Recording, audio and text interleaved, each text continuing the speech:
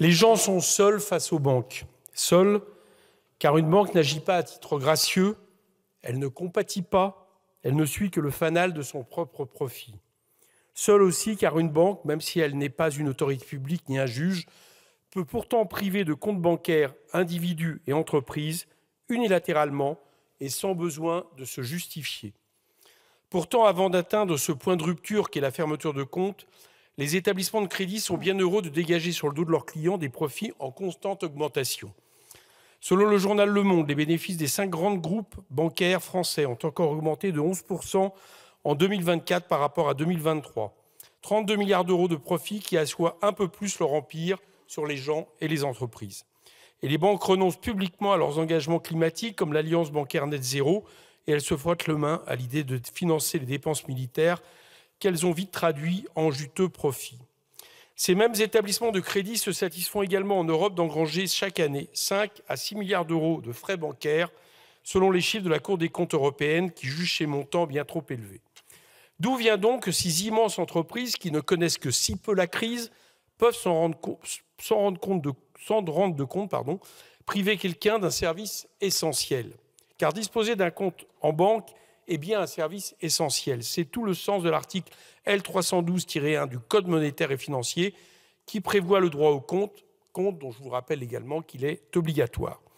Les protections actuellement en vigueur sont largement insuffisantes. Vous n'êtes pas assez rentable pour votre banque, elle peut fermer votre compte bancaire sans explication. Vous êtes une personne politiquement exposée, c'est-à-dire simplement un élu, la banque peut, dès votre élection, fermer votre compte bancaire ou ceux des membres de votre famille sans explication. Qui, ici, n'a pas connu pour soi-même ou son entourage la fermeture sans crier gare et sans raison légitime d'un compte particulier, voire d'un compte d'entreprise, mettant ainsi celle-ci en danger, et je dis bien pour aucune raison valable.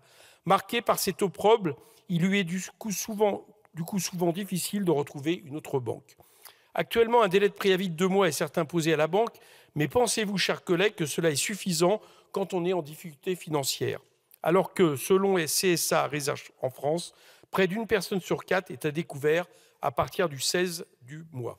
Pensez-vous qu'un préavis change quoi que ce soit quand on habite dans une zone rurale isolée où l'offre de services bancaires illimitée est bien souvent rendue impossible, ne serait-ce que sous le service d'un distributeur bancaire pour des communes dès lors qu'elles n'ont pas les moyens de se l'offrir? Alors qu'une proposition de loi pour lutter contre la désertification bancaire a même été adoptée au Sénat et transmise à notre Assemblée en juillet dernier. Une fois le compte fermé, il peut légitimement y avoir litige bancaire. Et une fois encore, on en revient au profit. Le profit des professionnels du litige bancaire, comme l'association France Consobank. Un numéro surtaxé à 80 centimes la minute, 90 € pour une adhésion et 200 € pour une conciliation.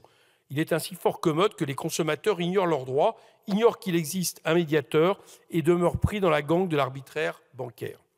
Toutefois, j'entends les inquiétudes légitimes relatives aux fermetures de comptes pour soupçons de blanchiment de capital ou de financement du terrorisme. L'objet de cette proposition de loi n'est pas de miner le travail des services de renseignement financier de l'État, notamment Tracfin.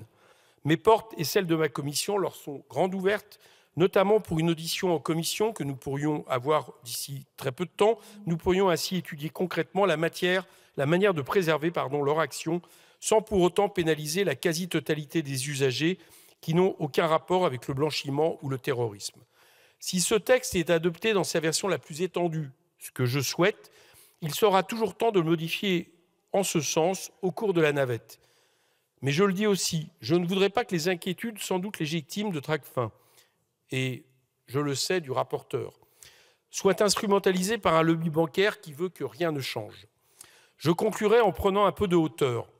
L'enjeu de fermeture abusive n'est qu'un des nombreux visages de l'asymétrie entre le client et sa banque. La notion même de client mérite d'être remise en question. En effet, si nous disposions en France d'un pôle public bancaire, on pourrait parler d'usagers et non de clients. On pourrait considérer l'accès à des services bancaires comme un service public et non la source d'un profit privé toujours croissant sur le dos de celles et ceux qui peinent toujours plus. Faire en sorte de limiter les fermetures abusives de comptes bancaires, cela ne corrige que modérément l'asymétrie de la relation bancaire. C'est insuffisant à l'échelle de ce qu'il faudrait imposer aux banques, mais ça reste une protection en plus pour les consommateurs, raison pour lesquelles j'appuierai ce texte dans sa version étendue. Merci. Merci, Monsieur le Président.